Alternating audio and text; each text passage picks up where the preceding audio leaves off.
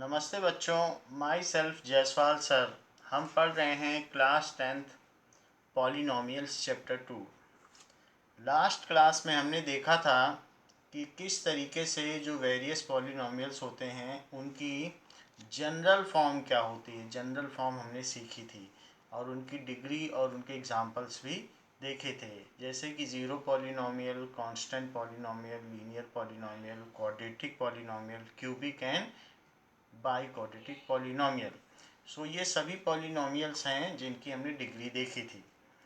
Now we will see, अब हम देखेंगे कि ज़ीरो पॉलिनोमियल और कांस्टेंट पॉलिनोमियल का ज्योमेट्रिक रिप्रेजेंटेशन यानी कि ग्राफ कैसे बनाया जाता है।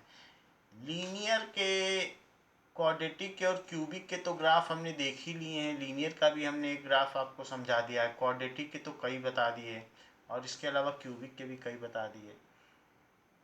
अब हम देखेंगे कि ज़ीरो और कांस्टेंट पॉलिनोमियल का ग्राफ कैसे बनता होगा, तो ये चीज़ हम देखेंगे। नाउ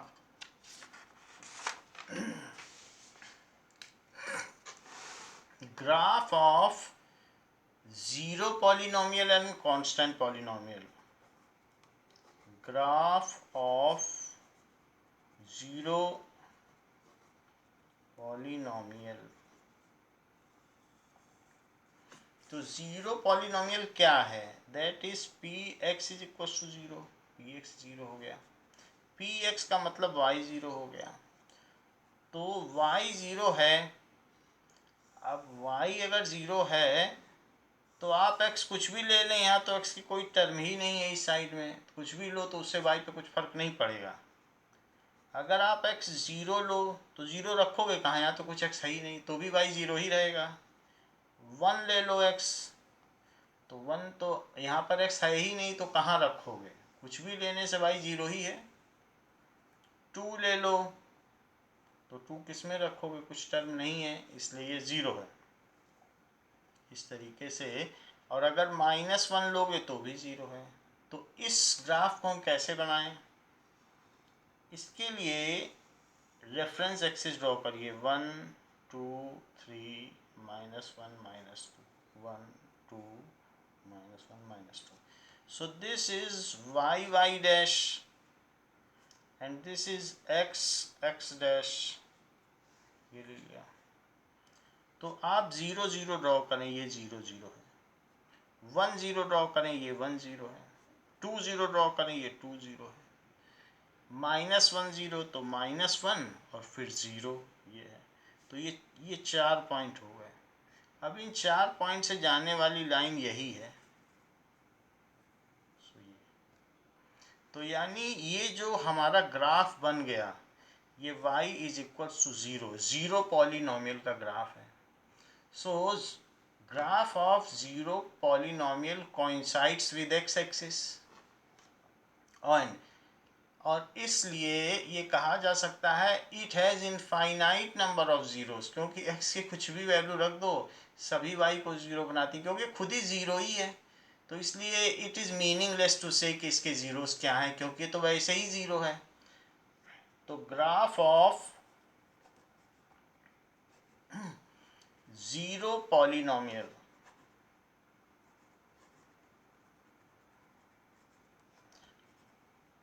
coincides with या overlaps with या super impose with x axis या passes with, कुछ न लिखना चाहो तो passes with एक्स एक्सिस, तो along एक्स एक्सिस से पास होता है। और इसके पॉइंट्स हमने देख लिए थे, 0 0 रख दिया, 1 0 2 0 और साथ में -1 0 और भी रख सकते हैं। तो इस तरीके से ये ज़ीरो पॉलिनोमियल है। ग्राफ ऑफ कांस्टेंट पॉलिनोमियल, तो ज़ीरो पॉलिनोमियल का तो हमने देख लिया। ग्राफ ऑफ कांस्टेंट पॉलिनोमियल, तो आपकी बुक में एक ग्राफ कांस्टेंट पॉलिनोमियल का दिया है, एक्सरसाइज 2.1 के फर्स्ट क्वेश्चन का फर्स्ट पार्ट, तो वो कांस्टेंट पॉलिनोमियल का ही ग्राफ है। तो अगर P X is equals to कोई वैल्यू रख दी जाए, 2 या k रखा था हमने अभी टेबल में, तो y इज इक्वल टू 2। इसका जरा ग्राफ बनाएं, ग्राफ ऑफ कांस्टेंट पॉलिनोमियल। तो एक हम टेबल बना लेते हैं,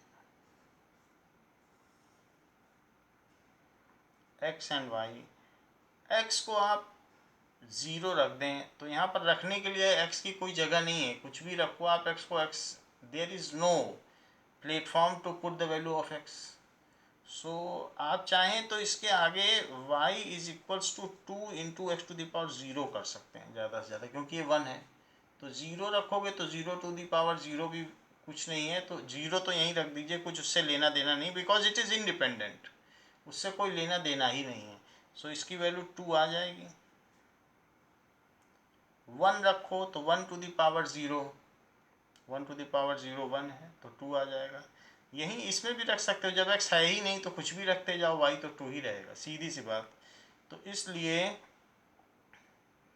2 रखिएगा, x को 2, तो x तो है ही नहीं तो भी y 2 ही रहेगा। जब वेरिएबल राइट हैंड साइड में है ही नहीं तो आप कुछ भी रखें, आपका जो डिपेंडेंट वेरिएबल है वो तो 2 ही रहेगा। अगर आप -1 रखते हैं तो कहाँ रखेंगे, यहाँ तो x है ही नहीं, तो y तब भी 2 रहेगा, वरना इसमें रख दें।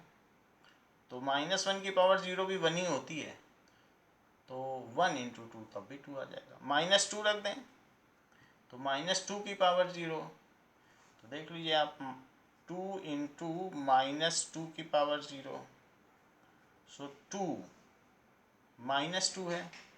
सो -2 की पावर 0 का मतलब क्या हुआ कि -2 अपॉन -2, इसका ये मतलब हुआ। ज़रा चेक तो करें, 2 इंटू, क्योंकि इस पे 1 और 1 है, तो जब समथिंग अपॉन समथिंग होता है और उसकी पावर होती है तो 1 - 1 तो 0 आ जाएगा। तो वैसे भी एक कट के 1 ही आएगा, क्योंकि a to the power m upon a to the power n is equal to a to the power m minus n, तो 0 आ जाएगी पावर की नहीं, तो एक कट के 1 आ जाएगा। तो इसलिए मैं कह रहा हूँ कि अगर -2 भी रखोगे तो जो y की वैल्यू है वो तो 2 ही आएगी। तो अब इस ग्राफ को प्लॉट कर लें, y हमेशा 2 है, x चाहे कुछ भी हो जाए।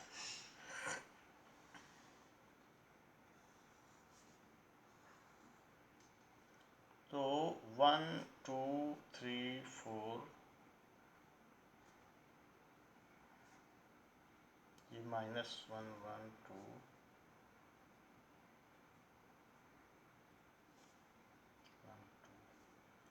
this is y, y dash, x dash। 0 2 रखिए, 0 पहले चलो x में, फिर y पे 2 चलो, 0 2 1 2 1 2 1 चले, फिर y पे 2, वहीं से 2 2 2 चलो, फिर वहीं से y पे 2 चलो, तो 2 2 हो गया। -1 2 -1 चलो, फिर y की तरफ 2 चलो, और -2 2 -2 चलिए, फिर y की तरफ 2 चलिए। तो इस तरीके से हमने देखा कि ये ग्राफ इस तरीके से आ रहा है, it is parallel to x axis. और इस पर आप लिख लें कि y इज इक्वल टू 2, तो ये कांस्टेंट पॉलिनोमियल है। सो कांस्टेंट पॉलिनोमियल जो भी होगा, it is never intersecting x axis, ये x एक्सिस को कभी भी इंटरसेक्ट नहीं करेगा।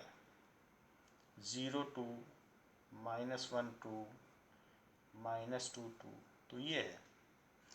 सो इससे क्या पता चलता है कि constant polynomial never intersect x axis. अगर y इज इक्वल टू -2 होता तो ये नीचे से गुजर जाता, -2 से, -1 होता तो यहाँ से गुजर जाता, लेकिन वो कभी भी एक्सिस को इंटरसेक्ट नहीं करता।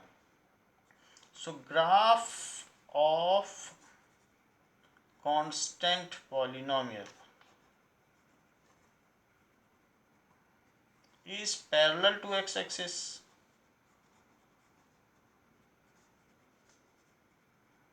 and never intersect x axis।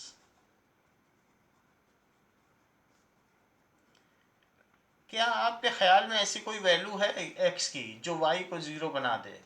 ऐसी कोई वैल्यू नहीं है, आप सोच के देख लें, क्योंकि x का इसमें कोई रोल ही नहीं है। तो अगर जब आपका पॉलिनोमियल जीरो हो ही नहीं सकता किसी भी x के लिए, तो इसका मतलब है कि उसके कोई भी ज़ीरोज़ नहीं है। तो कांस्टेंट पॉलिनोमियल में देखिए कभी भी y कभी ज़ीरो हो ही नहीं सकता, कुछ भी x रख लो। So constant polynomial has no zeros. So क्योंकि ये x एक्सिस को काट ही नहीं रहा है तो कहाँ से जीरो आएंगे। So constant polynomial has no zeros, इसलिए इसके कोई ज़ीरोज़ नहीं होते। तो ये बात हो गई। अब जरा देखें कि relationship between zeros and coefficient of a polynomial. Relationship between zeros and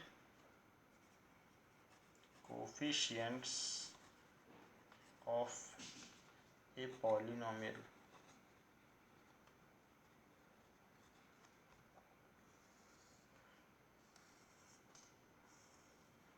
so ये नेक्स्ट एक्सरसाइज के लिए एक इम्पॉर्टेंट टॉपिक है, इसी पे अगली एक्सरसाइज लीड करेगी। नाउ जरा देखें कि आपके पास जो जनरल फॉर्म है वो कैसी होगी। तो general form of quadratic polynomial, linear polynomial के लिए तो हम देख ही चुके हैं कि फॉर लीनियर पॉलिनोमियल, तो लीनियर अगर पॉलिनोमियल क्या है, y is equals to A X plus B, तो इसके ज़ीरोज़ क्या होंगे। तो किसी भी चीज़ के अगर ज़ीरोज़ निकालने तो y को ही ज़ीरो पुट कर दो, यानी ए एक्स प्लस बी को ज़ीरो पुट करके देख लो, और जो x की वैल्यू आ जाए जिसके लिए ये सॉल्व होगा वही इसका ज़ीरो बन जाएगा। So put A X plus B is equals to zero, इसी को ज़ीरो कर दो, यानी y को ज़ीरो कर दो और x के लिए सॉल्व करो। तो इससे क्या इम्प्लाई होता है, a x is equals to minus b, और इससे आगे क्या इम्प्लाई होता है, x is equals to minus B by a. ये आ गया, x की वैल्यू आ गई minus B by a. b क्या है, b है कांस्टेंट टर्म, a क्या है कोफिशिएंट ऑफ x। तो ये तो ज़ीरो हो गया, जो x की वैल्यू हो गई वो ज़ीरो हो गई, इज ज़ीरो ऑफ पॉलिनोमियल। ये जो वैल्यू आई है it is zero of polynomial. तो जो ज़ीरो ऑफ पॉलिनोमियल है यही है, क्या इस ज़ीरो ऑफ पॉलिनोमियल का कोफिशिएंट एंड कांस्टेंट टर्म से कुछ लेना देना है, तो हाँ है। तो अब हम अगले पेज पे लिख दें कि ज़ीरो ऑफ पॉलिनोमियल क्या है, ये देखिए। तो zero of polynomial, zero of polynomial for linear equation, तो लीनियर इक्वेशन के लिए ज़ीरो ऑफ पॉलिनोमियल क्या है, minus B by a, minus, लेकिन b क्या है constant term, minus constant term, और अपॉन a क्या है, ये देख लो coefficient of x, coefficient of x। इस तरीके से मैंने एक रिलेशन एस्टेब्लिश कर दिया है लीनियर पॉलिनोमियल के लिए, कि कोई भी लीनियर पॉलिनोमियल होगा तो उसमें आपको हेडिंग दी गई थी relationship between zero and coefficient. तो ज़ीरो ऑफ पॉलिनोमियल और कोफिशिएंट के बीच में तो हमने रिलेशन इस्टेब्लिश कर दिया, और ये बड़ा आसान था। आप चाहें तो इसको रख के देख लें और y ज़ीरो आ जाएगा, चेक करके देख लो। चेक,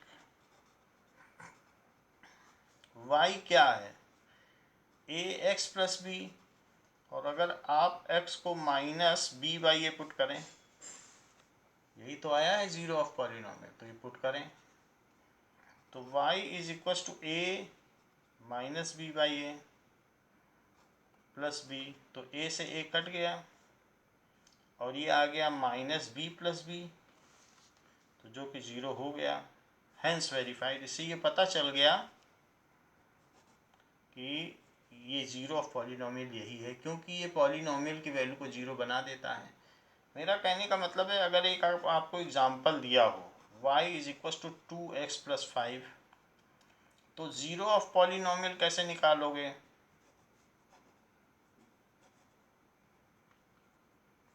इज इक्वल टू यही फार्मूला लगाइएगा, माइनस कांस्टेंट टर्म यहाँ क्या है बताइए? 5, तो 5 लिखिए। और कोफिशिएंट ऑफ x, तो कोफिशिएंट ऑफ x क्या है वो भी लिखें, 2 है, तो 2। तो जीरो ऑफ पॉलिनोमियल को हमने कोफिशिएंट के टर्म्स में बता दिया है, और यही हेडिंग थी कि relationship between zero and coefficient of polynomial. So ये जो आया है आप इसे चेक भी कर सकते हैं। So check zero of polynomial जो भी है उसको पुट करिए, इट इज इक्वल्स टू, किसी भी जीरो ऑफ पॉलिनोमियल जो होता है उसको अल्फा बीटा गामा से डिनोट करते हैं। तो आप चाहें तो जीरो ऑफ पॉलिनोमियल इसमें जो भी आया है इसको अल्फा से डिनोट कर सकते हैं, इसको कहते हैं अल्फा, अल्फा से डिनोट कर सकते हैं। सो इसको इसमें पुट करिए, y is equal to 2 minus 5/2 और प्लस 5, तो 2 से 2 कट गया, माइनस 5 प्लस 5, तो 0 आ गया।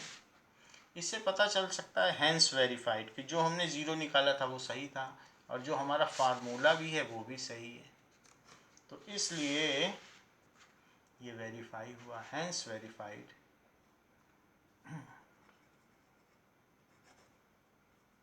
इस चीज़ को हमने वेरीफाई कर लिया है। अब आगे देखें, ये तो बात हुई कि this is first degree polynomial या लीनियर पॉलिनोमियल। अगर क्वाड्रेटिक पॉलिनोमियल हो तो क्या करें? फॉर क्वाड्रेटिक पॉलिनोमियल, मान लीजिए कि अगर एक quadratic polynomial x square minus 5x plus 6 है, तो इसको इससे मल्टीप्लाई करो, 1 को 6 से तो 6 आया, 6 के 2 टुकड़े करो जिनका की प्रोडक्ट 6 हो और जिनका सम -5 हो, इसको मिडिल टर्म स्प्लिटिंग मेथड कहते हैं। तो ऐसा हमने कर दिया। So y is equals to X square minus 2x minus 3x plus 6, x minus 2 और x माइनस 2, ये हो गया। So that is x minus 3 और x minus 2। So this is y in terms of factors. तो क्या आप मुझे बता सकते हैं कि अगर किसी भी क्वाड्रेटिक पॉलिनोमियल को क्या फैक्टर के टर्म्स में एक्सप्रेस किया जा सकता है? तो हाँ, किया जा सकता है। कोई भी अगर सेकंड डिग्री का है तो उसमें 2 फैक्टर बनाए जा सकते हैं, और आपने 9th में ऐसे बहुत सारे सेकंड डिग्री वाले के 2 फैक्टर बनाए हैं। तो आप इसमें से देख के बता सकते हैं कि ये जो वैल्यू है उसे अल्फ़ा माना जाएगा, और ये जो वैल्यू है उसे बीटा, बीटा बोला जाता है इसको, बीटा। ये तो अल्फ़ा बता ही दिया आपको पहले कि ये अल्फ़ा है, तो अल्फ़ा, ये अल्फ़ा हो गया, ये बीटा। इसके कितने जीरोज़ हैं और कौन कौन से? अगर मान लो मैं यहाँ 3 रख दूँ तो ये 0 बन जाएगा, यहाँ 2 रख दूँ तो ये 0 बन जाएगा, फिर पूरा 0 बन जाएगा। वास्तव में alpha and beta are zeros of this polynomial. तो 3 और 2 ही रखने से तो 0 आ रहा है, देख लो 3 रख दो यहाँ पर, तो 3 माइनस 3 तो 0, तो पूरा 0, 2 रख दो, तो जो यहाँ लिखा है वही इसके जीरोज़ हैं। So here alpha and beta, alpha and beta are zeros of polynomial। तो ये माना जाता है, ग्रीक लेटर्स हैं अल्फा एंड बीटा, इनको अल्फा बीटा को जीरोज माना जाता है। ठीक है, हुज वैल्यूज आर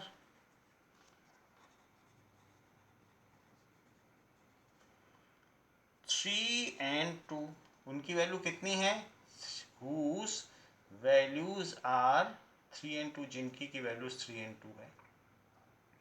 तो ये जीरोज हैं, तो 3 and 2 are zeros of polynomial. So 3 and 2 are zeros of polynomial, यानी ये रख दोगे तो पॉलिनोमियल जीरो हो जाएगा। रख के जरा देखो, यही तो है। सो पुट करो, x is equal to 3 put करो, तो इसी में पुट कर रहा हूँ।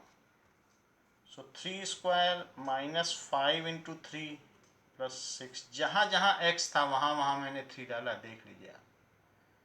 तो 9 माइनस 15 प्लस 6, तो क्या हो जाएगा, प्लस प्लस को जोड़ो, 9 और 6 प्लस के हैं, तो 15 माइनस 15 इज इक्वल टू 0। तो इससे पता चलता है कि 3 रखने से पॉलिनोमियल की वैल्यू 0 आ गई। अब 2 रखो, तो ये तो इसका 0 हुआ, क्योंकि इसको रखने से 0 बन जा रहा है। So x is equal to, अगर 2 रख दें तो 2 square minus 5 into 2 plus 6, so 4 minus 10 plus 6, तो क्या हो जाएगा, y is equals to 10 minus 10, क्योंकि ये दोनों पॉजिटिव हैं तो इससे 0 आ गया। तो इससे हमने देखा कि 3 और 2 ही इसके 0 साबित हुए, हेंस वेरीफाइड।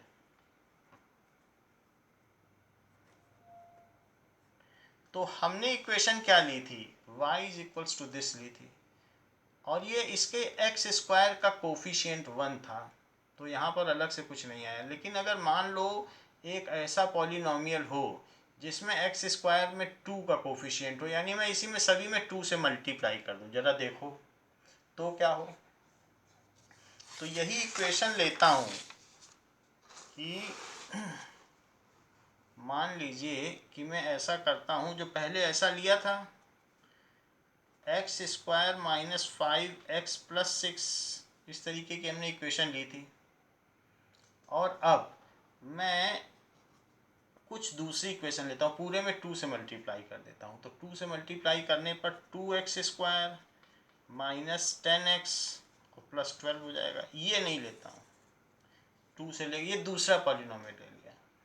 तो जरा देखो, जब भी x का कुछ ना कुछ कोफिशिएंट होगा तो 2 को कॉमन ले लो, तो अंदर क्या बचा, 6। और इसका भी थोड़ी देर पहले आपने मिडिल टर्म स्प्लिटिंग से फैक्टर किया था, तो 2 ले लीजिए, और x माइनस 3 और x माइनस 2। तो वास्तव में देखा जाए तो इस फॉर्म में आ जाएगी कोई चीज़, जहाँ पर ये एक रियल नंबर होगा, वो कभी भी 0 नहीं होगा। 0 तो इसी से आएंगे, लेकिन चूंकि x के साथ कुछ कोफिशिएंट था वो कॉमन आ गया, तो ऐसा हमेशा आ जाएगा। कभी भी होगा तो ये रहेगा, और अगर कुछ भी नहीं होगा तो 1 मान लीजिएगा, क्योंकि फिर 1 कॉमन आ गया। तो जनरल फॉर्म में देखा जाए तो यहाँ कुछ ना कुछ आ भी सकता है अगर x का टर्म हो। Our general form of quadratic equation क्या है, general form of quadratic equation is ax square plus bx plus c। तो उसको आप क्या लिख सकते हैं, k small k, x minus alpha और x माइनस बीटा। ऐसे जैसे हमने बताया ना कि where alpha and beta zeros, तो 2 फैक्टर तो बनाए जा सकते हैं। अब चूंकि x के साथ कुछ ना कुछ यहाँ पर कोफिशिएंट है, तो उसके लिए यहाँ k लिखा है। नहीं लिखेंगे तो फिर x का कोफिशिएंट 1 आएगा, जबकि यहाँ तो a है, तो इसीलिए हमें ये k लिखना पड़ा है ना। अब हमने इसको इसमें एक्सप्रेस कर दिया, जैसे इसको इसमें एक्सप्रेस किया था वैसे इसमें एक्सप्रेस किया। तो यहाँ अल्फा एंड बीटा क्या हैं, पिछले सवाल में 3 and 2 क्या थे, वही तो इसके जीरोस थे। So where alpha and beta are zeros of quadratic polynomial, where alpha and beta are zeros of quadratic polynomial, ऐसे कर दिया। तो ये पॉलिनोमियल के जीरोज हो गए, where alpha and beta are zeros of quadratic polynomial. अब जरा देखें तो a x square plus b x plus c is equals to, k को रखो के स्मॉल है, और एक बार एक्स का एक्स माइनस बीटा में मल्टीप्लाई करो और फिर माइनस अल्फ़ा का एक्स माइनस बीटा में मल्टीप्लाई करो। ये डिस्ट्रीब्यूटिव लॉ है, पहले वाले का इसमें मल्टीप्लाई, फिर माइनस लगाया और दूसरे वाले का मल्टीप्लाई। सो डिस्ट्रीब्यूटिव लॉ, वितरण नियम। तो दिस इज के एंड इसके बाद x का मल्टीप्लाई करिए, x square minus beta x minus alpha x, और माइनस इंटू माइनस यानी प्लस अल्फ़ा बीटा। तो ये देखो के को लिखते रहिए और एक्स स्क्वायर माइनस कॉमन ले लो, तो अंदर बीटा एक्स और प्लस अल्फ़ा एक्स आ जाएगा और प्लस अल्फ़ा बीटा। देख लो माइनस कॉमन ले लिया है।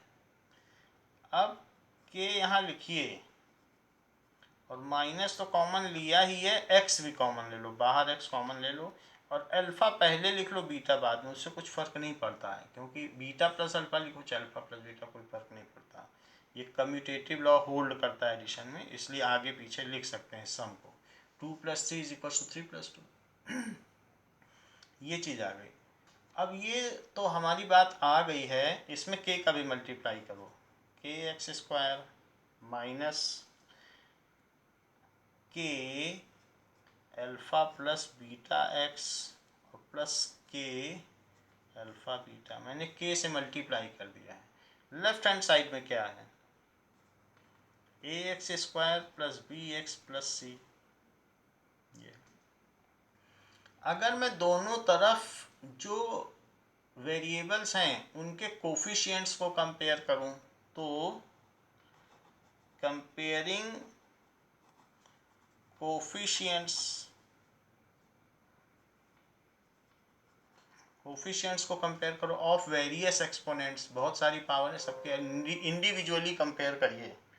तो अगर मैं कंपेयर करता हूँ तो एक्स स्क्वायर का कोफिशिएंट यहाँ के है और यहाँ एक्स स्क्वायर का ए है, तो इसको इससे कंपेयर करो, रिस्पेक्टिव कोफिशिएंट ही कंपेयर करना है। तो ए किसके इक्वल हो गया, के। एक्स का कोफिशिएंट यहाँ क्या है, ये पूरा एक्स का कोफिशिएंट है, और यहाँ एक्स का कोफिशिएंट क्या है, बी। तो इसलिए बी किसके इक्वल हो गया, minus K alpha plus beta. अब जरा सोचो यहाँ कांस्टेंट टर्म क्या है, के alpha beta free from x, और यहाँ कांस्टेंट टर्म क्या है, सी। तो सी किसके इक्वल हो गया, के अल्फ़ा बीटा। ऐसे कर दिया।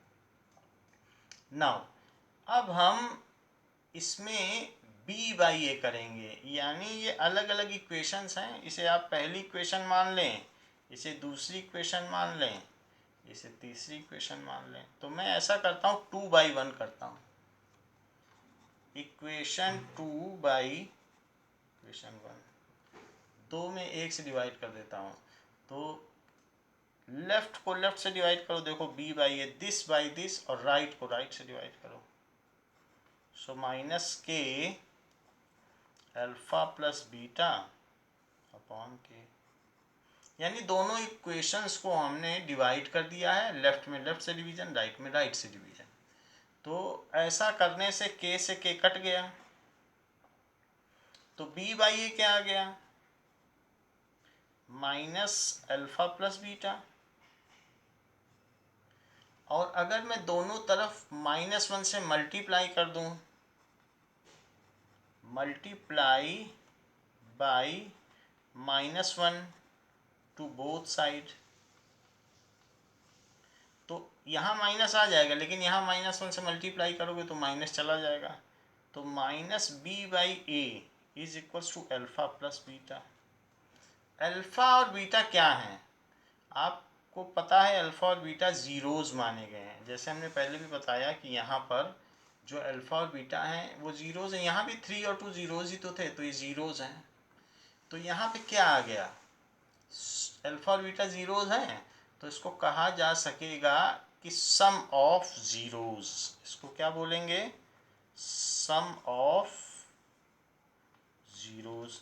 और b क्या है, b किसका कोफिशिएंट है, यहाँ देखो b कोफिशिएंट है x का, तो माइनस लगेगा, और b है कोफिशिएंट ऑफ x।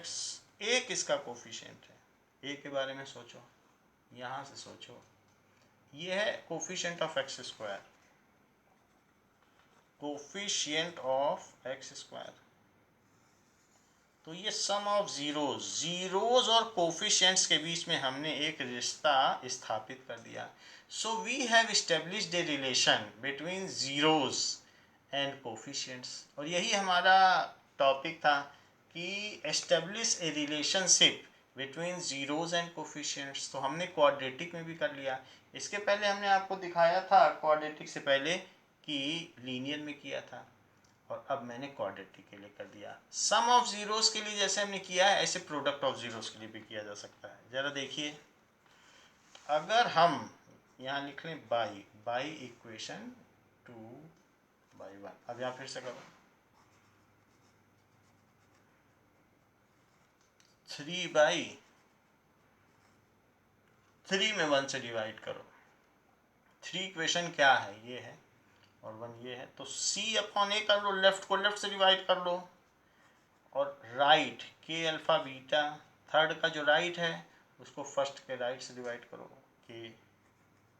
के से के कट गया, तो अल्फ़ा बीटा क्या आया, c/a।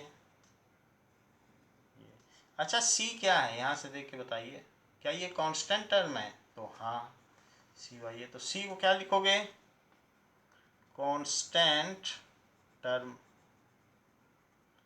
a क्या है, a भी देख लो, a क्या है, coefficient of X square. So coefficient of X square, और राइट में अल्फ़ा बीटा है। अल्फ़ा बीटा तो ज़ीरोज़ हैं, और इन दोनों का प्रोडक्ट दिया हुआ है, तो ये क्या हो गया, alpha beta product of zeros, that is product of zeros. तो ये एक बहुत इम्पॉर्टेंट रिलेशन है जो आपके पूरे चैप्टर तक साथ निभाएगा। ये दोनों ही, इसी पे ये चैप्टर ही बना हुआ है, इसीलिए बना है कि ये हो। तो यहाँ पर ये चीज़ आपको याद रखनी है, यही लगाएंगे सब जगह, और ये भी याद रखनी है कि अल्फ़ा बीटा इज c/a, याद रखना है, और alpha plus beta is minus b/a। वहीं साथ ही साथ में ये याद रखना है कि ये इसका जनरल फॉर्म है, तभी तो ABC पता चलेगा, तभी तो c/a और माइनस b/a कर पाओगे। तो ये जनरल फॉर्म है, इसी से हम ज़ीरोज़ के सम को और प्रोडक्ट को पता लगा पाएंगे। तो these are the relations between zeros and coefficients, जिसको कि हमने एस्टेब्लिश कर दिया है ना। तो ये जो हमने रिलेशन एस्टेब्लिश किया है, इस पर अब हम एक क्वेश्चन देखते हैं। Let us take an example.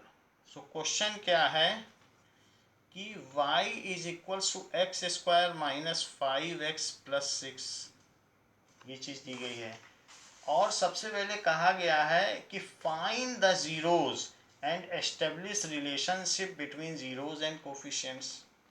So find its zeros and establish relationship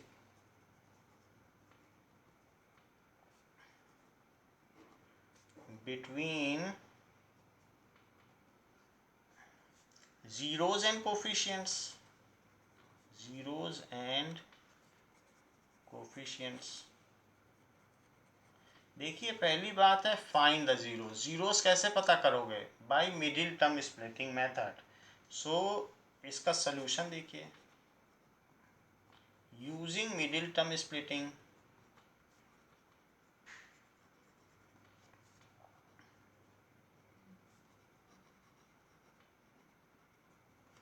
तो ये जो y है वो x square minus 5x plus 6 है। अभी थोड़ी देर पहले मैंने इसकी मिडिल टर्म स्प्लिटिंग की थी तो ये आ गया था। अब इसे जीरोस कैसे बनाया जा सकता है, तो लिखो फॉर जीरोस। ये y जीरो कब होगा, या तो ये जीरो हो जाए या ये जीरो हो जाए, या तो x माइनस 3 जीरो हो जाए और x माइनस 2 जीरो हो जाए। ये जीरो हो या ये जीरो, तभी y जीरो होगा। अगर ये जीरो हो जाए तो यानी x क्या हो जाए, 3, तो x 3 हो जाएगा, अपने आप ये जीरो हो जाएगा। और x क्या हो जाए, माइनस 2 को उधर ले जाओ 2, तो 2 और 3 इसके जीरो हो गए। रख के देख लो, 2 रखोगे ये जीरो तो पूरा ही जीरो, तो अपने आप पॉलिनोमियल जीरो हो जाएगा। 3 रख के देख लो, ये जीरो तो पूरा zero. So 3 and 2 are its zeros. So उसको ऐसे लिखिए, alpha is equal to 3 and beta is equal to 2, क्योंकि जो जीरोज होते हैं उन्हें अल्फा बीटा से डिनोट किया जाता है। Are zeros of given polynomial या अबव पॉलिनोमियल या इबिट पॉलिनोमियल। तो उपरोक्त दिए गए बहुलक के ये दोनों शून्य कहलाए, दीज आर द पॉलिनोमियल्स। अब हम रिलेशनशिप देखेंगे। सो रिलेशनशिप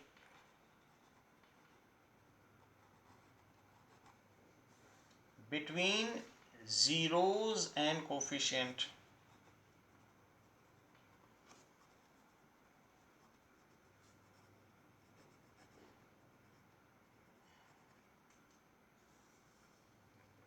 जरा देखें, हमें ये बात मालूम है कि alpha plus beta is equals to minus B by a, where a x square plus b x plus c is general form of quadratic polynomial.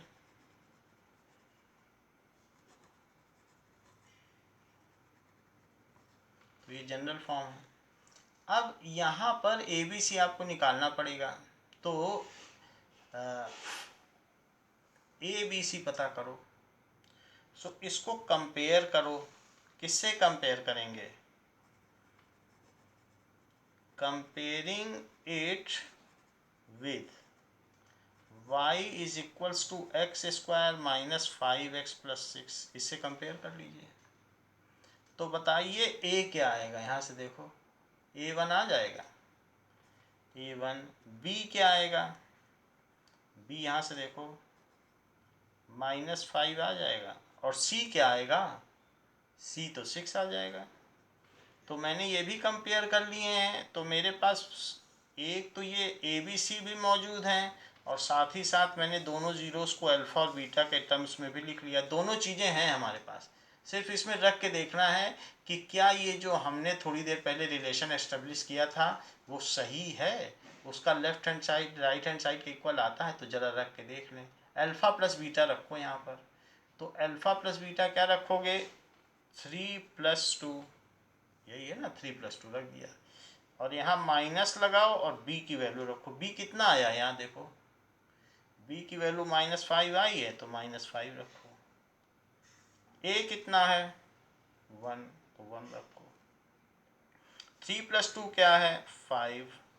Right hand side में क्या आ गया, 5।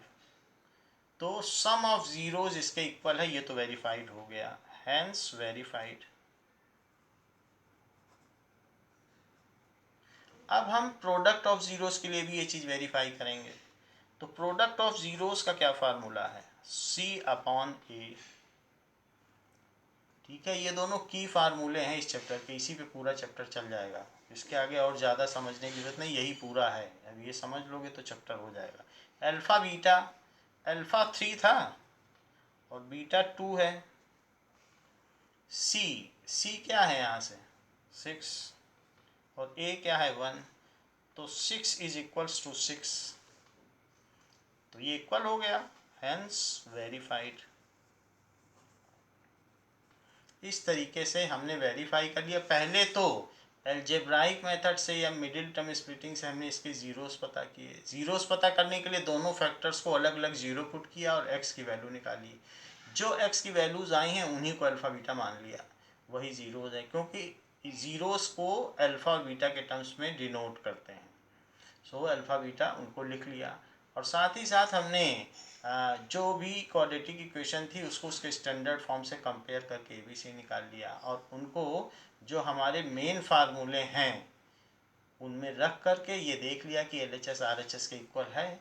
तो एक बार सम ऑफ ज़ीरोज़ में रख के देख लिया, एक बार प्रोडक्ट ऑफ ज़ीरोज़ में। इसका मतलब है कि दोनों फार्मूले ठीक हैं और हमने संबंध को सत्यापित कर दिया है। तो यही चीज़ पूछी जाती है कि verify the relation between zeros of the polynomial and it's coefficients. वो चीज़ हमने कर दी है। Now example 2।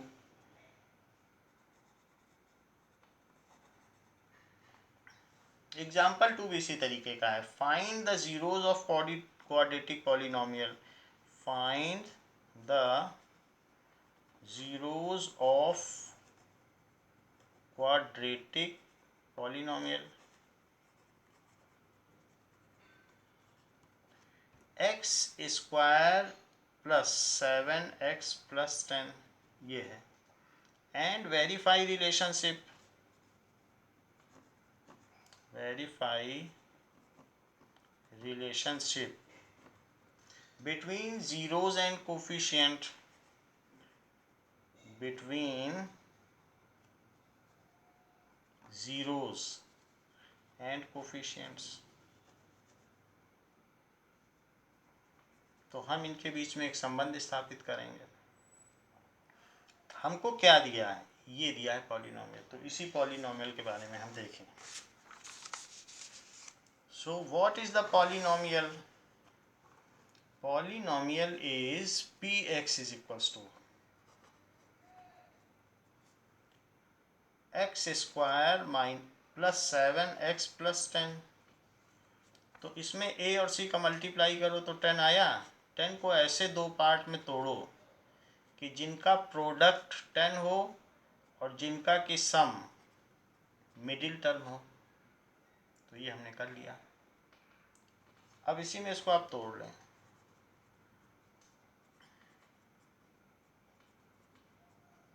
ऐसा हम ज़ीरोज़ निकालने के लिए कर रहे हैं।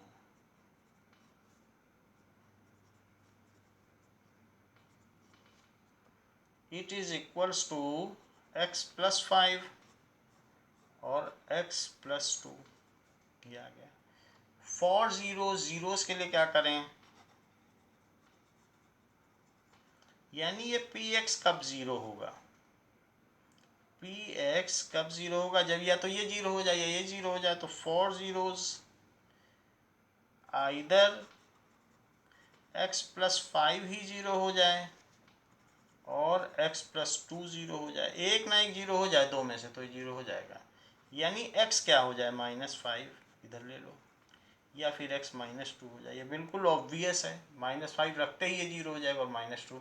यानी हमें अल्फ़ा और बीटा मिल गए। जो ज़ीरोज़ होते हैं उनको अल्फ़ा और बीटा से डिनोट करते हैं। So alpha is equals to -5 and beta is equals to -2 are zeros of given polynomial।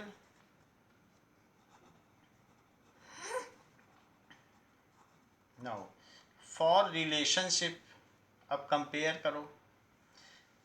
Comparing ax square plus bx plus c with X square plus 7x plus 10, इससे compare करो। तो a क्या आया? 1, b क्या आया? 7, c क्या आया? 10। हमने कंपेयरिंग कर लिया। तो हमें अल्फ़ा और बीटा भी मिल गए, a b c भी मिल गए। ये देखो सब मिल गया। एक ये मिला और एक ये मिल गया। अब रिलेशनशिप देखो। सम ऑफ ज़ीरोज़ का क्या फार्मूला होता है? -b/a। ये की फार्मूला है, ये पूरे चैप्टर तक साथ देगा। तो सम ऑफ ज़ीरोज़ रखो, -5 प्लस -2। b कितना आया है? b is 7, that is coefficient of x. a कितना आया है 1, that is coefficient of x square. यहाँ जरा देखो तो -7 और वहाँ पर -7 आ गया, 1 तो कोई वो नहीं, हेंस वेरीफाइड. यानी हमने सम ऑफ जीरोस के लिए संबंध स्थापित कर दिया है. रही बात प्रोडक्ट ऑफ जीरोस के लिए, तो प्रोडक्ट ऑफ जीरोस का क्या फार्मूला होता है, c/a, that is constant term upon coefficient of X square, जैसा कि हमने इस्टेब्लिश किया था. तो कांस्टेंट टर्म क्या है 10, a क्या है 1. अच्छा, अल्फा और बीटा की वैल्यू रखो, -5 इंटू -2, यही अल्फा और बीटा की वैल्यू है. देखो मैंने यही डाल दी है. यहाँ 10 आ गया और यहाँ 10 आ गया. तो जब चूंकि left hand side right hand side के इक्वल है तो ये भी बात हो गई, हेंस वेरीफाइड. इसलिए ये संबंध स्थापित हुआ. तो हमने left and right hand side में जो भी है वो इक्वल कर दिया. तो हमने सम ऑफ जीरोस के लिए भी रिलेशन इस्टेब्लिश कर दिया और प्रोडक्ट ऑफ जीरोस के लिए. ऐसे ही सारे सवाल इस एक्सरसाइज में हैं जिनको कि हम अगले क्लास में डिस्कस करेंगे. इस क्लास के लिए बच्चों इतना ही. Thank you.